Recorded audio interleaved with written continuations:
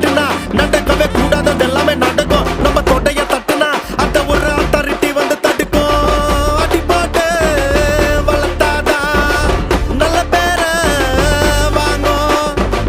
அடிக்காம வளர்த்தாக்கா அது கைய ஓங்கும்.